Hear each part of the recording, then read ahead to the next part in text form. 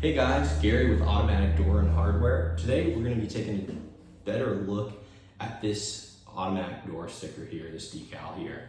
It's the Caution Automatic Door with the Activate switch to open. So the application where you'll primarily use this will be on a handicap door opener.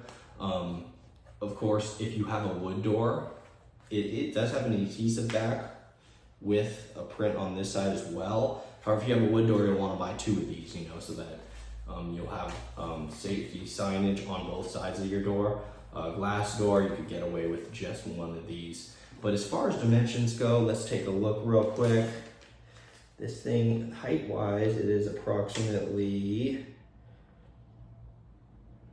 8 7/8. And let's look at the width of this thing. Looks like it is about 5 7/8. So that's the dimensions of it. Pretty standard decal. These are all in stock at autodoorandhardware.com. So if you are installing a door opener but somehow you lost the decals, we have these. Easy to apply, really high quality and thick. Again, available at autodoorandhardware.com. Thanks guys.